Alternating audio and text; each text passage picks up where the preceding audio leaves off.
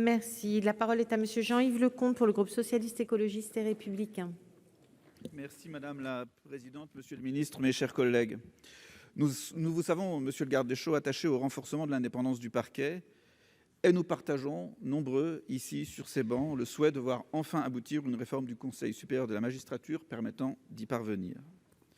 En effet, la Cour européenne des droits de l'homme refuse d'assimiler le ministère public français à une véritable autorité judiciaire au sens de l'article 5 de la Convention européenne de sauvegarde des droits de l'homme qui garantit le droit à la liberté et à la sûreté.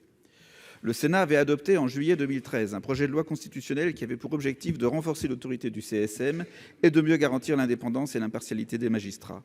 Malheureusement, il aurait fallu attendre avril 2016 pour que ce texte soit voté en termes identiques par l'Assemblée nationale, et puis plus rien.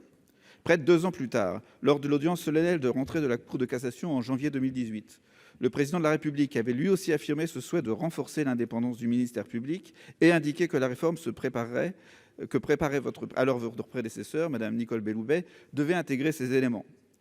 Il y a une quinzaine de jours, au sujet du statut du parquet, lors de son audition par la commission des lois du Sénat, à l'occasion du rapport remis sur les États généraux de la justice, M. Jean-Marc Sauvé a d'ailleurs indiqué qu'il avait eu à soumettre au président de la République un décret de convocation du Congrès sur cette réforme, puis, je cite, un décret, je cite, de démontage du Congrès, ajoutant que c'était la seule fois dans l'histoire de la République qu'un tel acte avait été pris.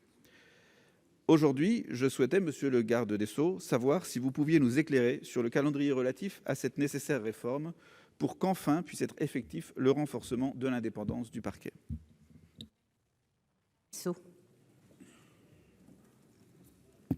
Oui, merci madame la présidente. Monsieur le sénateur Lecomte, je n'ai pas de réponse calendaire à vous fournir. On va redire les choses, vous les avez d'ailleurs pour partie rappelées. Une réforme du statut du parquet ne peut se faire que par une modification de l'article 65 de la Constitution. Bien. Le rapport Sauvé l'évoque dans des termes que vous avez rappelés.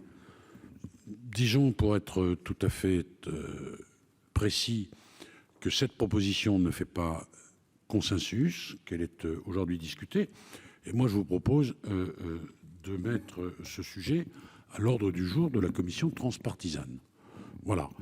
Sur les précisions calendaires, vous comprendrez bien sûr que je suis incapable de vous en dire davantage. Merci. Monsieur Lecomte, vous avez 23 secondes.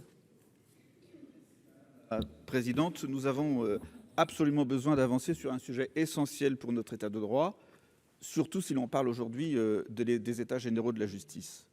Le développement des missions des procureurs de la République exige cette réforme. De la même manière, compte tenu des débats sur l'état de droit dans l'Union européenne et du rôle que joue la France dans ce débat, nous avons besoin d'être exemplaires et de faire évoluer, de répondre à l'ensemble des exigences de la CEDH. Merci.